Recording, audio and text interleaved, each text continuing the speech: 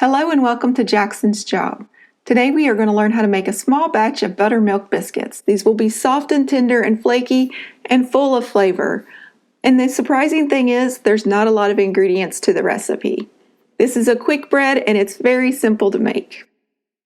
The first thing you want to do is preheat your oven to 425 degrees Fahrenheit or 220 degrees Celsius. Then you want to lightly grease your pan. You can use oil, cooking spray, shortening, lard, or even butter. However, if your pan is non-stick, please do not use cooking spray or oil. It can permanently damage the finish. In a large bowl, we have 2/3 cup of flour, which measures out for me 100 grams, and that is all-purpose or plain flour. To that, we're going to add in some cubed butter, 2 tablespoons or 28 grams. We are now going to mix this together using the rub-in method. You pick up a little bit of the flour and butter and you rub it between your fingers to coat that flour in the butter. This helps delay gluten formation and will ensure that you have a soft and tender dough. Miss Emma, a long-term viewer and friend, has asked for more detail on how to make buttermilk biscuits. I thought it would be great to just make a couple, that way you could practice till your heart's content and you don't have this big batch to either eat or worry about messing up. You can save money and learn how to make this Appalachian staple. Some people tell you to work with ice-cold ingredients, and where I do think it is beneficial, it doesn't have to be straight from the refrigerator. These ingredients have actually been sitting out about 30 minutes, and you'll see that it turns out to be a really nice, lovely biscuit. As you work the flour, you're going to feel it change in consistency. This is just like making pie dough, except for it's much easier and faster. It should resemble coarse breadcrumbs or wet sand when you are finished. Like pie dough, the American Biscuits has a baking ratio. It has 1 part fat to 4 parts flour, or 25 grams to 100 grams. However, since Americans tend to really embrace their volume measurements, this ratio sometimes varies, like you see here. You don't have to work too quickly, just make sure it's well incorporated. It's all about the ratios to get a nice and fluffy biscuit. Once you have the butter well combined, it should really feel like wet sand. It should hold its shape when you squeeze it together but crumble apart easily. At this stage, we're going to add in our leavening and our salt for flavoring. Typically, you would add your rising agents and salt with the flour. However, because the butter does coat the flour, it would also coat the leavening agent and prohibit the rise. To get a really nice rise, we add it after we have incorporated all the butter. You need 3/4 of a teaspoon of baking powder, that's 3 grams. If you don't have baking powder, you can use baking soda. You would need 1/2 teaspoon or 3 grams of that. To this, we're going to add a pinch of salt for flavoring. That's about 1/8 of a teaspoon or 0.625 grams. You want to mix this until it's well combined, and then you're going to add in the star of the show, buttermilk. I like to use full fat buttermilk, but the low fat works well too. If you don't have buttermilk, I don't recommend you use a buttermilk substitute for this recipe because it can end up being not very tasty. Instead, just use regular milk. You will need 1/4 cup of buttermilk or 60 milliliters. You can use it straight from the fridge. If you are using regular milk, you won't be able to use the baking soda. You will need to use the baking powder as it is written. That's because baking soda requires an acid to rise and buttermilk is acidic. Now you could mix this with a knife or a spoon, but I'm going to mix it by hand so you can see how sticky it is and how quickly it comes together.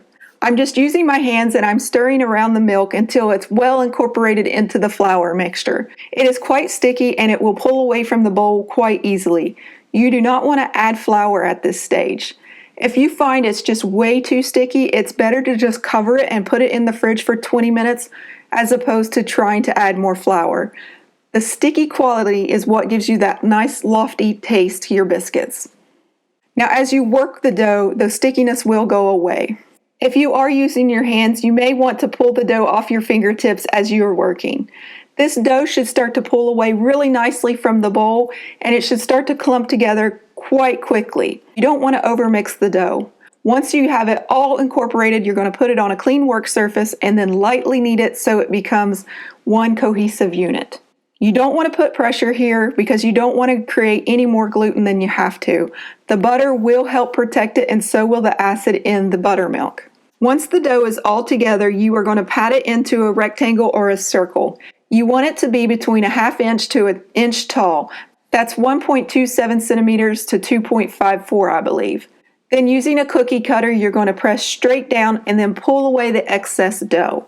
I'm using a 3-inch cookie cutter. That's about 7.62 centimeters. Now you can use any type of cookie cutter you like, or you can even just divide this dough by 2 and shape it into a round disc. I'm going to shape the second one into a round circle so you can see how they rise differently and what they look like in the end.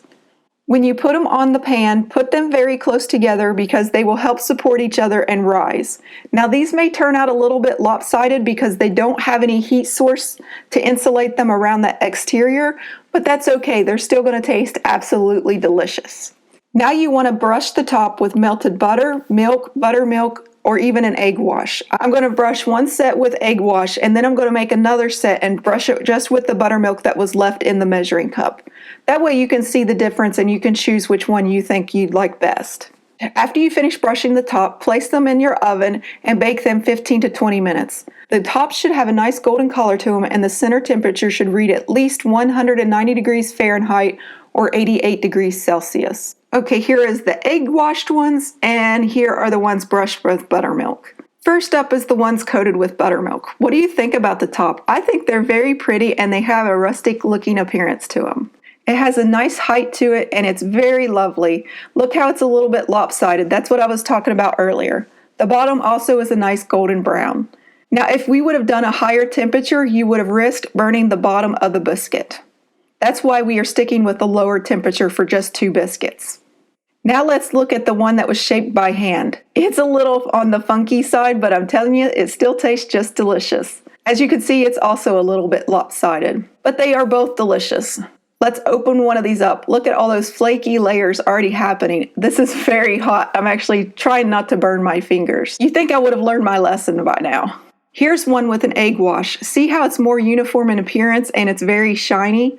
The bottom still looks the same. It's a nice golden brown. Now let's open this up. It looks just the same on the inside and it's just as tasty. So it's all about appearances, you all. So now you have a recipe that makes 2 biscuits and you can have biscuits and gravy any time of the day. I hope you enjoyed this recipe. Thank you for watching, and as always, happy baking.